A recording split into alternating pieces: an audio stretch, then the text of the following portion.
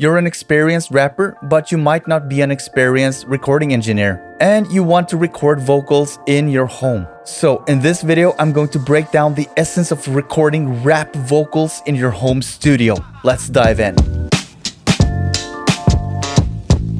As a supplement to this video, I got a vocal checklist that you can check out. The link is in the description, where a lot of the tips that I provide in this video is also in writing. The first thing that you need is some equipment. So you need a microphone. This one that I have right here is a large diaphragm dynamic microphone. It's called the Aston Stealth. It sort of resembles the Shure SM7B.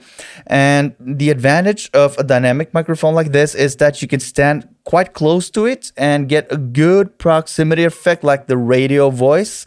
And when your mouth is closed up to the capsule, you don't get that much of the room. So if you can hear here, if I move back, you hear more of the room. I use this room mainly as a mixing facility. I don't use this primarily as a vocal booth. So that's the dynamic microphone. You can also go for a condenser microphone like this. This is the other I use. I switch between them. This is the Rode NT2A. I love both of these mics. I would suggest going for a mic that is either a dynamic or a condenser. Go for the one you feel. I'll leave some links in the description where I have some suggestions if you want a head start. So that's the equipment: microphone, pop filter, mic stand, cables, audio interface, and a computer. And that's what you need. You can have an even simpler setup with just an iPad or an iPhone or a smartphone, and you can have a USB mic connected to that. So there are many options now. Equipment shouldn't be your roadblock in 2023, I think. So there's the equipment. Then comes the room, because you need a room to record in. So there are mainly two things I want you to do with your room. Firstly, select a good room, and that would be typically a bedroom or a living room. A living room, for example, with bookshelves, couches, heavy furniture, makes the acoustic environment better. And then you can supply with some carpets or duvets or mattresses hanging around. And if you're really thorough, you should have something above you.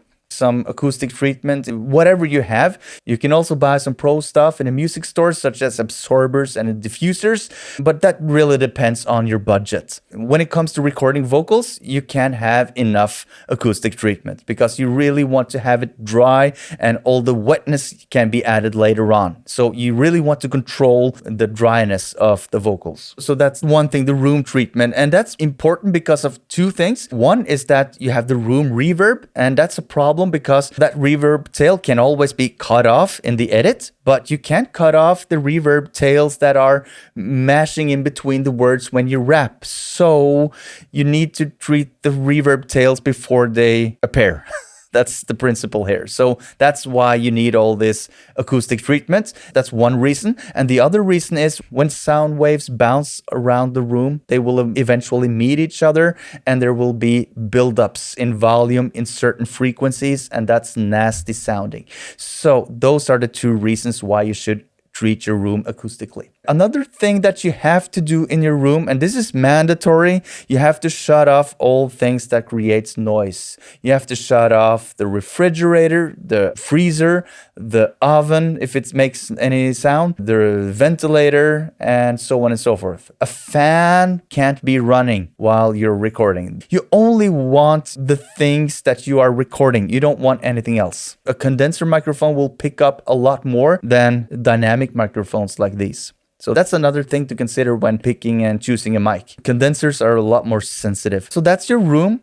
Then it's where to put the microphone. You should put your microphone in the center of the room, as far as possible away from the walls with a slight offset. You don't want to be dead center because there will be some frequency buildups. And then you can experiment with how far away and how close up you want to be. And this is a matter of taste and style. Find your sweet spot and stick with it. Use a pop filter, of course, and a small hack. When you find the sweet spot, adjust the pop filter so that you're not tempted to go closer to the mic when performing. And then you want to hit record in your DAW. Try to aim for about minus 10 dB of peaks. It's a lot harder to turn down a clipped vocal take after the fact. Aim for lower than higher, but around minus 10 dB is a good starting point. Then you record.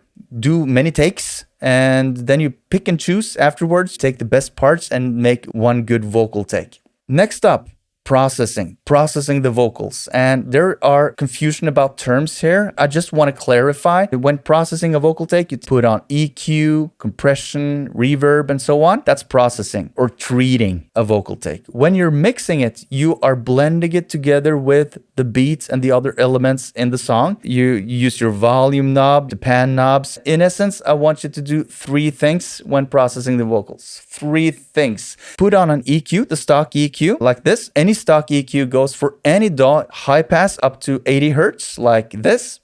Play around with the high shelf. Try to make it a bit sweeter. If it sounds harsh, turn it down again. And then you take a compressor, put it on as the next insert in your chain. You do this with this compressor.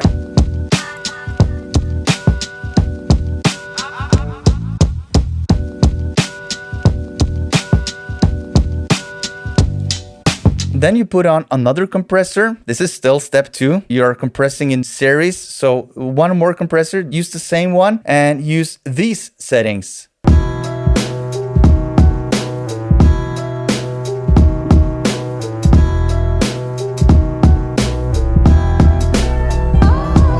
And finally, you put on a reverb on the insert channel, tweak the reverb approximately like this. Then you lower the wet dry knob until it's about 2 to 3% wet.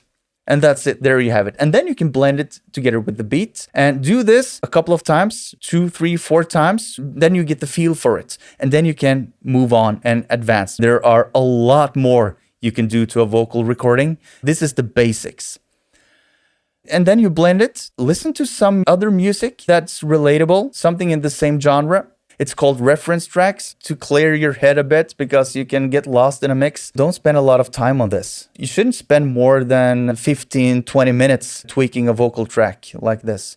If you're spending more time, you will eventually overcook it and destroy it. And you can watch this video where I talk about that very phenomenon of overcooking mixes. If you had any value out of this video, please hit the like button, hit the subscribe button, and don't forget to download my free vocals checklist. The link is in the description, where all of these things are put on one platter. It's a quick read. You'd spend 5 minutes on it, just as a reference for later. So that was the essence of recording and getting a good sounding vocal from your home when you have little to no recording experience from before. And with those wise words, check out one of these 2 videos and I'll catch you there. Peace!